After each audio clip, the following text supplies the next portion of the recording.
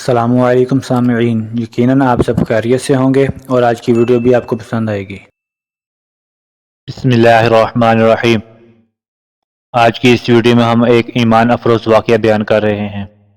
اگر آپ کو یہ ویڈیو پسند آئے تو اس ویڈیو کو شیئر کیجیے گا اور چینل کو سبسکرائب ضرور کیجیے گا۔ دو نوجوان سیدنا عمر رضی اللہ تعالیٰ عنہ کی محفل میں داخل ہوتے ہیں۔ محفل میں بیٹھے ایک شخص کے سامنے جا کر کھڑے ہو جاتے ہیں اور اس کی طرف انگلی کر کر کہتے ہیں، یا عمر، یہ ہے وہ شخص۔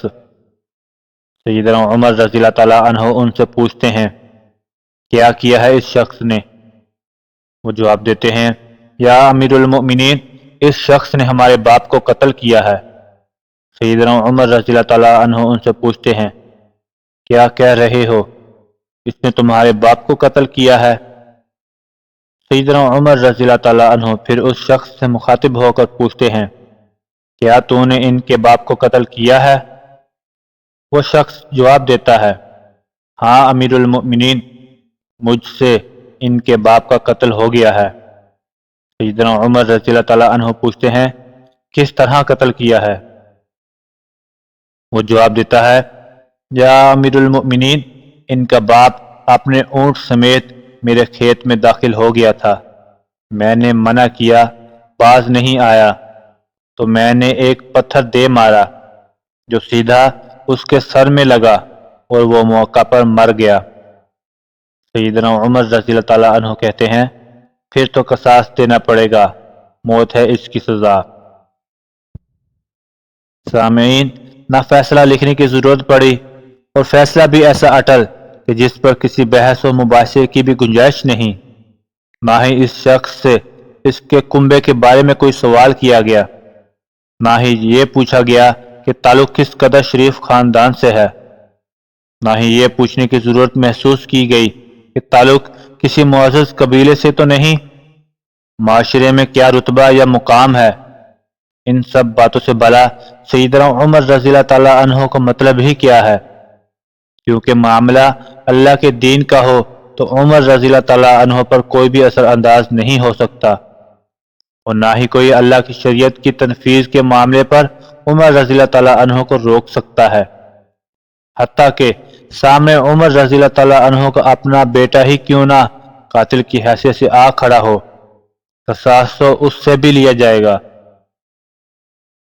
وہ شخص کہتا ہے، اے امیر المؤمنین، اس کے نام پر جس کے حکم سے یہ زمین و آسمان قائم کھڑے ہیں، مجھے صحرا میں واپس اپنے بیوی بچوں کے پاس جانے دیجیے تاکہ میں ان کو بتا آؤں، ان کا اللہ اور میرے سوا کوئی آسرا نہیں ہے، میں اس کے بعد واپس آ جاؤں گا۔ سیدنا عمر رضی اللہ تعالیٰ عنہ کہتے ہیں، کون تیری ضمانت دے گا کہ تو صحرا میں جا کر واپس بھی آ جائے گا؟ مجمع پر ایک خاموشی چھا جاتی ہے۔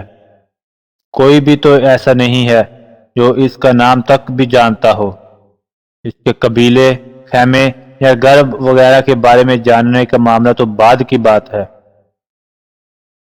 کون ضمانت دے گا اس کی؟ کیا یہ 10 درہم کے ادھار یا زمین کے ٹکڑے یا کسی اونٹ کے سودے کی ضمانت کا معاملہ ہے؟ ادھر تو ایک گردن کی ضمانت دینے کی بات ہے جسے تلوار سے اڑا دیا جانا ہے۔ اور کوئی ایسا بھی تو نہیں ہے جو اللہ تعالیٰ کی شریعت کی تنفیذ کے معاملے پر عمر رضی اللہ تعالیٰ عنہ سے اعتراض کرے یا پھر اس شخص کی سفارش کے لیے ہی کھڑا ہو جائے، اور کوئی ہو بھی نہیں سکتا جو سفارش بننے کی سوچ سکے۔ محفل میں موجود صحابہ رضی اللہ تعالیٰ عنہم پر ایک خاموشی چھا جاتی ہے۔ اس صورتحال سے خود حضرت عمر رضی اللہ تعالیٰ عنہ بھی متاثر ہیں، کیونکہ اس شخص کی حالت نے سب کو ہی حیرت میں ڈال کر رکھ دیا ہے۔ کیا اس شخص کو واقعی قصاص کے طور پر قتل کر دیا جائے اور اس کے بچوں کو بھوکوں مرنے کے لیے چھوڑ دیا جائے، یا پھر اس کو بغیر ضمانت کے واپس جانے دیا جائے؟ واپس نہ آیا تو مقتول کا خون رائگا جائے گا۔ خود سیدنا عمر رضی اللہ تعالیٰ عنہ سر جھکائے افسردہ بیٹھے ہیں۔ اس صورتحال پر سر اٹھا کر التجا بھری نظروں سے نوجوانوں کی طرف دیکھتے ہیں۔ معاف کر دو اس شخص کو۔ وہ جواب دیتے ہیں، نہیں امیر المؤمنین، جو ہمارے باپ کو قتل کرے اس کو چھوڑ دیں، یہ تو ہو ہی نہیں سکتا۔ نوجوان اپنا آخری فیصلہ بغیر کسی ہچکچاہٹ کے سنا دیتے ہیں۔ حضرت عمر رضی اللہ تعالیٰ عنہ ایک بار پھر مجمع کی طرف دیکھ کر بلند آواز سے پوچھتے ہیں، اے لوگو، ہے کوئی تم میں سے جو اس شخص کی ضمانت دے؟ حضرت ابو ذر غفاری رضی اللہ تعالیٰ عنہ اپنے زہد و صدق سے بھرپور بڑھاپے کے ساتھ کھڑے ہو کر کہتے ہیں، میں ضمانت دیتا ہوں اس شخص کی۔ سیدنا عمر رضی اللہ تعالیٰ عنہ کہتے ہیں، ابو ذر، اس نے قتل کیا ہے، چاہے قتل ہی کیوں نہ کیا ہو۔ ابو ذر اپنا اٹل فیصلہ سناتے ہیں۔ عمر رضی اللہ تعالیٰ عنہ، جانتے ہو اسے؟ ابو ذر غفاری رضی اللہ تعالیٰ عنہ کہتے ہیں، نہیں جانتا اسے۔ عمر رضی اللہ تعالیٰ عنہ، تو پھر کس طرح ضمانت دے رہے ہو؟ ابو ذر غفاری رضی اللہ تعالیٰ عنہ فرماتے ہیں، میں نے اس کے چہرے پر مومنوں کی صفات دیکھی ہیں اور مجھے ایسا لگتا ہے کہ یہ شخص جھوٹ نہیں بول رہا، انشاءاللہ یہ لوٹ کر واپس آ جائے گا۔ عمر رضی اللہ تعالیٰ عنہ فرماتے ہیں، ابو ذر دیکھ لو، اگر یہ 3 دن میں لوٹ کر نہ آیا تو مجھے تمہاری جدائی کا صدمہ دیکھنا پڑے گا۔ امیر المؤمنین، پھر اللہ مالک ہے۔ ابو ذر اپنے فیصلے پر ڈٹے ہوئے جواب دیتے ہیں۔ سیدنا عمر رضی اللہ تعالیٰ عنہ سے 3 دن کی مہلت پا کر وہ شخص رخصت ہو جاتا ہے، کچھ ضروری تیاریوں کے لیے بیوی بچوں کو الوداع کہنے، اپنے بعد ان کے لیے کوئی راہ دیکھنے اور اس کے قصاص کی ادائیگی کے لیے قتل کیے جانے کی غرض سے لوٹ کر واپس آنے کے لیے، اور پھر 3 راتوں کے بعد عمر رضی اللہ تعالیٰ عنہ بلا کیسے اس عمل کو بلا پاتے؟ انہوں نے تو ایک ایک لمحہ گن گن کر کاٹا تھا۔ عصر کے وقت شہر میں منادی ہو جاتی ہے، نوجوان اپنے باپ کا قصاص لینے کے لیے بے چین اور لوگوں کا مجمع اللہ کی شریعت کی تنفیذ دیکھنے کے لیے جمع ہو چکا ہے۔ حضرت ابو ذر غفاری رضی اللہ تعالیٰ عنہ بھی تشریف لاتے ہیں اور آ کر حضرت عمر رضی اللہ تعالیٰ عنہ کے سامنے بیٹھ جاتے ہیں۔ سیدنا عمر رضی اللہ تعالیٰ عنہ سوال کرتے ہیں، کدھر ہے وہ آدمی؟ ابو ذر رضی اللہ تعالیٰ عنہ فرماتے ہیں، مجھے کوئی پتہ نہیں یا امیر المؤمنین۔ ابو ذر غفاری رضی اللہ تعالیٰ عنہ آسمان کی طرف دیکھتے ہیں، جدھر سورج ڈوبنے کی جلدی میں آج معمول سے زیادہ تیزی کے ساتھ جاتا دکھائی دے رہا ہے۔ محفل میں ہو کا عالم ہے، اللہ کے سوا کوئی نہیں جانتا کہ آج کیا ہونے جا رہا ہے۔ یہ سچ ہے کہ ابو ذر غفاری رضی اللہ تعالیٰ عنہ سیدنا عمر رضی اللہ تعالیٰ عنہ کے دل میں بستے ہیں۔ عمر رضی اللہ تعالیٰ عنہ سے ان کے جسم کا ٹکڑا مانگے تو عمر رضی اللہ تعالیٰ عنہ دیر نہ کریں، کاٹ کر ابو ذر غفاری رضی اللہ تعالیٰ عنہ کے حوالے کر دیں۔ لیکن ادھر معاملہ شریعت کا ہے، اللہ کے احکامات کی بجا آوری کا ہے، کوئی کھیل تماشا نہیں ہونے جا رہا، نہ ہی کسی کی حیثیت یا صلاحیت کی پیمائش ہو رہی ہے، حالات و واقعات کے مطابق نہیں، اور نہ ہی زمان و مکان کو بیچ میں لایا جایا ہے۔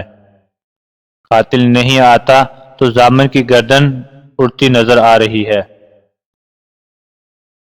مغرب سے چند لحظات پہلے وہ شخص آ جاتا ہے۔ بے ساختہ حضرت عمر رضی اللہ تعالیٰ عنہ کے منہ سے اللہ اکبر کی صدا نکلتی ہے، ساتھ ہی مجمع بھی اللہ اکبر کا ایک بھرپور نعرہ لگاتا ہے۔ حضرت عمر رضی اللہ تعالیٰ عنہ اس شخص سے مخاطب ہو کر کہتے ہیں، اے شخص، اگر تو لوٹ کر نہ بھی آتا تو ہم نے تیرا کیا کر لینا تھا؟ نہ ہی کوئی تیرا گھر جانتا تھا اور نہ ہی کوئی تیرا پتہ جانتا تھا۔ وہ شخص کہتا ہے، امیر المؤمنین، اللہ کی قسم، بات آپ کی نہیں ہے، بات اس ذات کی ہے جو سب ظاہر و پوشیدہ کے بارے میں جانتا ہے۔ دیکھ لیجئے، میں آ گیا ہوں، اپنے بچوں کو پرندوں کے چوزوں کی طرح صحرا میں تنہا چھوڑ کر، جدھر نہ درخت کا سایہ ہے اور نہ ہی پانی کا نام و نشان۔ میں قتل کر دیے جانے کے لیے حاضر ہوں۔ مجھے بس یہ ڈر تھا کہیں کوئی یہ نہ کہہ دے کہ اب لوگوں میں سے وعدوں کا افاع ہی اٹھ گیا ہے۔ سیدنا عمر رضی اللہ تعالیٰ عنہ نے ابو ذر غفاری رضی اللہ تعالیٰ عنہ کی طرف رخ کر کے پوچھا، ابو ذر، تو نے کس بنا پر اس کی ضمانت دے دی تھی؟ ابو ذر کہتے ہیں، اے عمر، مجھے اس بات کا ڈر تھا کہیں کوئی یہ نہ کہہ دے کہ اب لوگوں سے خیر ہی اٹھا لی گئی ہے۔ سیدنا عمر رضی اللہ تعالیٰ عنہ نے ایک لمحے کے لیے توقف کیا اور پھر ان دونوں نوجوانوں کی طرف دیکھا اور پوچھا کہ کیا کہتے ہو اب؟ نوجوانوں نے روتے روتے جواب دیا، اے امیر المؤمنین، ہم اس شخص کی صداقت کی وجہ سے اسے معاف کرتے ہیں۔ ہمیں اس بات کا ڈر ہے کہیں کوئی یہ نہ کہہ دے کہ اب لوگوں میں سے عفو و درگزر ہی اٹھا لیا گیا ہے۔ سیدنا عمر رضی اللہ تعالیٰ عنہ اللہ اکبر پکار اٹھے اور آنسو ان کی داڑھی کو تر کر رہے تھے اور فرمانے لگے، اے نوجوانوں، تمہاری عفو و درگزر پر اللہ تمہیں جزائے خیر دے۔ اے ابو ذر، اللہ تجھے اس شخص کی مصیبت میں مدد پر جزائے خیر دے، اور اے شخص، اللہ تجھے اس وفائے عہد و صداقت پر جزائے خیر دے، اور اے امیر المؤمنین، اللہ تجھے تیرے عدل و رحم دلی پر جزائے خیر دے۔ آمین یا رب العالمین۔ اللہ تعالیٰ سے دعا ہے کہ وہ ہمیں اس واقعے سے سبق سیکھنے کی توفیق عطا فرمائے۔ آخر میں آپ سب سے گزارش ہے کہ ایک مرتبہ درود شریف پڑھ لیجئے۔ جزا اللہ عنا محمدا ما هو اہلہ۔